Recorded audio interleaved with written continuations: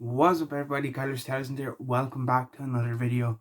Today we have my AEW Double or Nothing predictions, and this was a fantastic show. I really enjoyed this show. There was only really one part of the show where I was like, this wasn't great, but we'll get onto this. And before we get things started, I just want to say how good is it to have crowds back, like a full capacity stadium.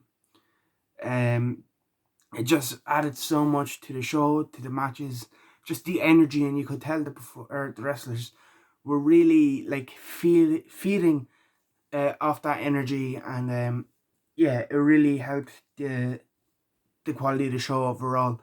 It's so good to have fans back. I can't wait for shows to start running here in Ireland, because I can't wait to get back to live wrestling. But it's just, even watching it with crowds just takes wrestling to that next level. It's just so happy.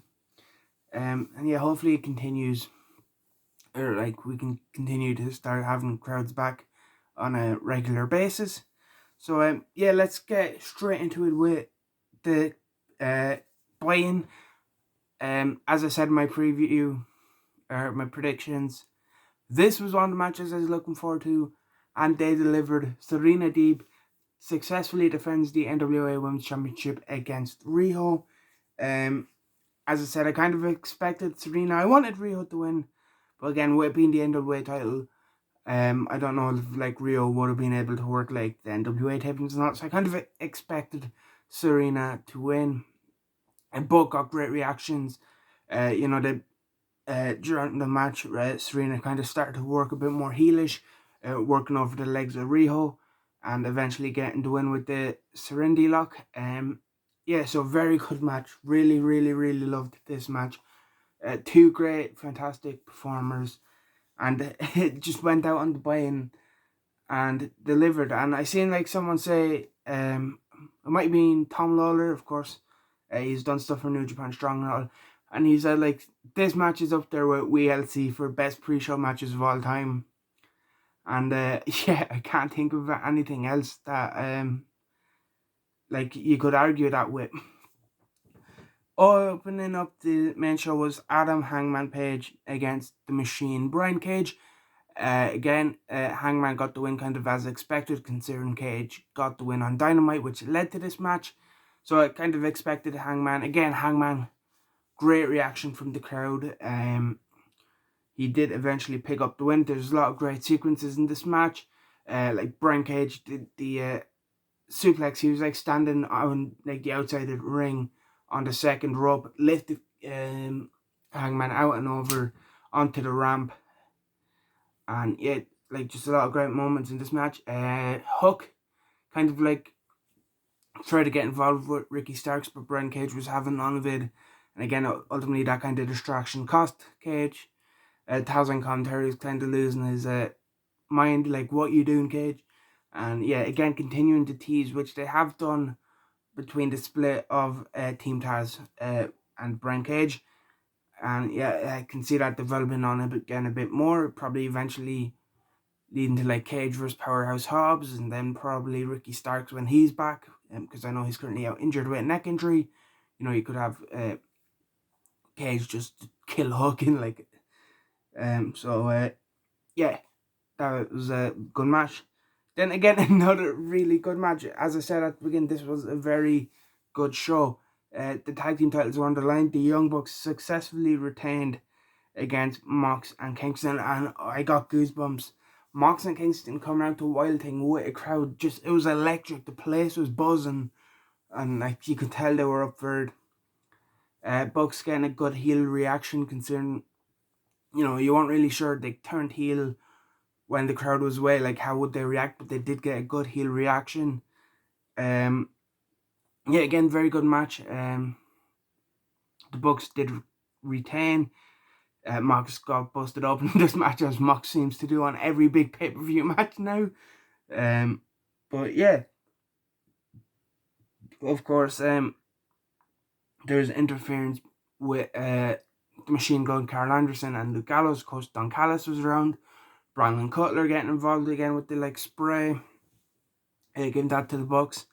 And yeah, Frankie Kazarian coming out because he's now the Elite Hunter. Yoshitatsu has some gimmick infringement there, but yeah, the Elite Hunter, Frankie Kazarian came out, and I don't know if they posted it on the show, but there's a Twitter promo. I think it was only on Twitter, I don't remember them showing on the show that Kaz actually calling out the Elite after like this, which is very good. So if you haven't seen that, go check it out. It's on AEW's Twitter, and while you're on Twitter, click the link in the description to my Twitter. I always forget to promote it. But yeah, again, very good match. The Bucks do retain. Again, there's another big spot. The Bucks won for the Indie Taker. I believe it was on Mox. You know, it's when Matt has him in tombstone position, and Nick springboards and just like sits him. It's not like the flip, which is the Meltzer driver. But yeah, again, the Bucks did end up picking up the win and retaining the AEW World Tag Team Championships. Kind of interested to see where they go from here with both the Bucks and Mox and Kingston.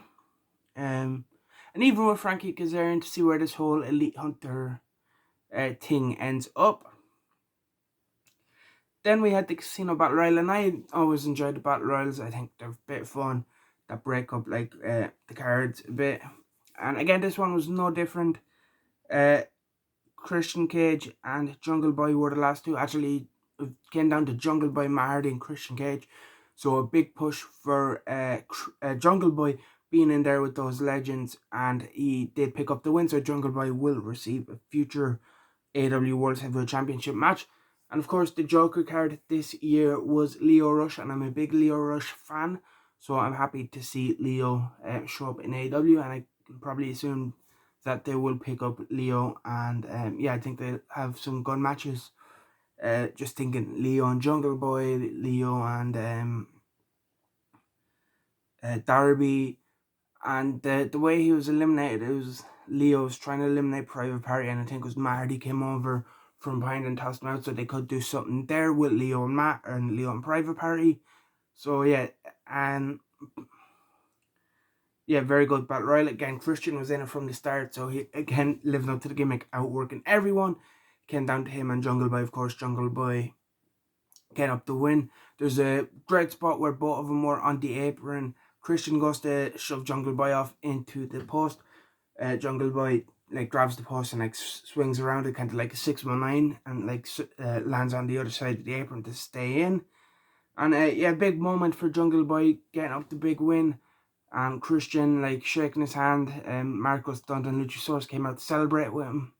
So a big moment for Jungle Boy, and he does deserve this. Again, Jungle Boy is like Darby, where he was one of those guys from the start where you're like, he's gonna be big for AEW, and now he's getting that chance, and I just hope he will, he will capitalize on it, and just again, kind of like what the Jericho match did for him, he's gonna use this again to elevate his stock. Does he win the World Championship? Maybe. You'd probably still say Kenny would be the spoilers. I'm spoiling the main event, but yeah. I don't know. Maybe it would be a bit of an upset if he did, but no, I don't think anyone would be mad. Then we go to probably the low point of the night. Cody Rhodes defeats Anthony Ogogo. I really hoped they would have not gone with Cody Rhodes here. I'm not a Cody Rhodes hater. I am actually a Cody Rhodes fan. But just the way they've been building up Anthony Ogogo, I think he should have got the win here. And my problem with this match is just it wasn't that good. It was like slow, and it just kind of killed the crowd. And like the crowd were hot all night, but for this they just kind of died. And because the crowd went dead, like I don't know, I just kind of it was like relay here, so I was kind of starting to like not really fall asleep, but like I was starting to like not pay attention as much to this match. Like so, yeah, this is the low point of the night, but yeah, Cody, I'm not gonna waste any more time talking about it. Cody Rhodes beat Anthony Ogogo.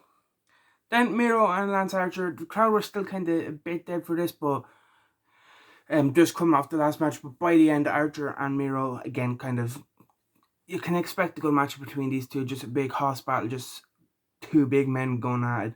And they did kind of get the crowd back into it towards the end. Of course, Miro retaining with the game over. Used to call it the accolade. Probably the most memorable thing from this match. They showed before at like the weigh-in on FanFest. Miro hitting Jake Roberts. Jake came out with the bag, which of course, if you know Jake Roberts, implies the snake. Miro like got the bag, like shook it, and then threw it up the ramp, which was kind of like a big moment. It got a good reaction, and Miro retains the TNT Championship. Then Dr. Britt Baker DMD defeats Hikaru Shida to become the new AEW Women's Champion. And again, I said in my preview, I'm a big Hikaru Shida fan. I love Shida. But I felt like it was Britt Baker's time again. Shida held the belt for a year, winning it at Double or Nothing last year. And it just felt like the right time and the right place for her to drop it. And the DMD era has begun. She got the win with the lockjaw. And again, another really good match here. And Shida like got a big thank you Shida chant because everything she done. You know, she was the champion throughout the like COVID era and mostly empty arenas. And like she has said, like her dream was to defend it in front of a sold out crowd. So at least she got that. At least she got that one defense, even though she lost the belt in front of a sold out crowd. And they were hot for this. There was a lot of "Let's go Shida" DMD chants. Like the crowd was very split for it. But in the end, it was Dr. Britt Baker who got the win. And there was a good moment where Tony Schiavone, or like Britt Baker went over and hugged Tony Schiavone, like considering everything that they've done together on like television. It was a good moment. Sting then teamed up with Darby Allin to defeat Scorpio Sky and Ethan Page. Again, another good match. Sting looks fantastic. Considering he hadn't had a proper match, I know he had the cinematic match at Revolution. Sting looked great in this. Like there was one big spot where he like pushed Scorpio Sky off the like poker chips that were on the stage down onto Ethan Page, and then did like a crossbody off him. Like when he was moving for like the Stinger Splash, like his pace across the ring was very like he moved quick. And yeah, he looked a lot better than I feel like I was expecting him to look.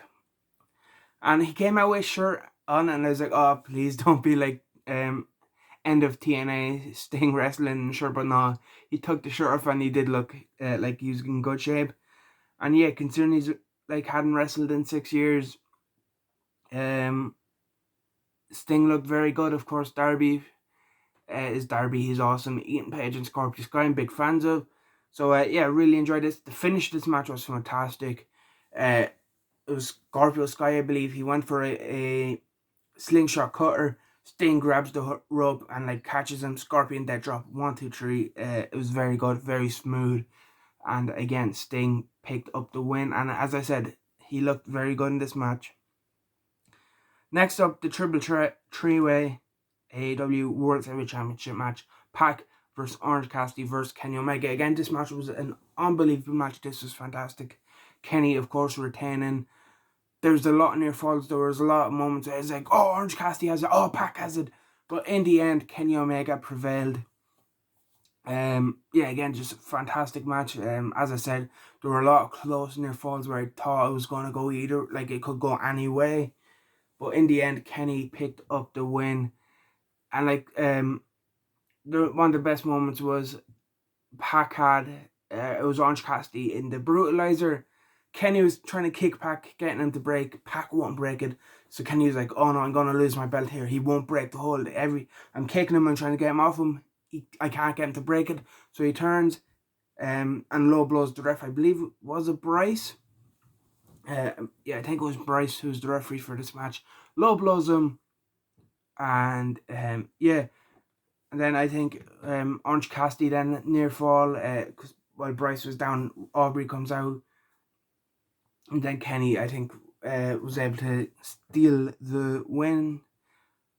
I think, did he like, I think, I'm trying to remember, I think Orange had Kenny in the pin. Kenny then kind of like countered a pin of his own, 1, 2, 3, something like that. But yeah, another good moment this match was Kenny. He got Dawn to give him the belt, hit him with the Impact belt, then hit him with the AAA belt, then hit him with the TNA like version of the heavyweight belt, then hit him with the AEW belt, and just trying to pull Pac down, but he couldn't. But yeah, eventually Kenny Omega did get the win. Then the Inner Circle defeat the Pinnacle to remain a team. Of course, if the Inner Circle had lost, they would have had to split up. Again, this match, really enjoyed it, just like last year's Stadium Stampede. A lot of fun. Very entertaining matchup. Like fighting all over the Jaguar Stadium. Yeah, very good match. A lot of cool moments. And again, it ends in the ring with Spears and Sammy. They fought into the live arena with like Jericho and MJF, like teasing, throwing them off the balcony, like in the arena. And yeah, Sammy then hit a 630 in the ring on Shawn Spears to pull him away and give the win to the Inner Circle, who then celebrate in the ring because of course they can remain a team. So yeah, again, as I said, overall enjoyed this show. A lot of great matches. The only real letdown was Cody versus Gogo, but I'm not going to really let that affect it because one bad match out of an unbelievable card, it's not that bad. But yeah, really enjoyed the show except for that one match, as I said. And yeah, I'm really excited to see Dynamite on Wednesday. I think it should be back on Wednesday. It might not because it did get moved last week because I think the NBA, so I think it should be on Wednesday this week. But whenever Dynamite is, I'm excited to see the fallout of Double or Nothing. And that is it for this video. Let me know what you thought of AEW Double or Nothing in the comment section below. Hit the like button if you did enjoy, subscribe if you haven't already, and I will see you in the next one.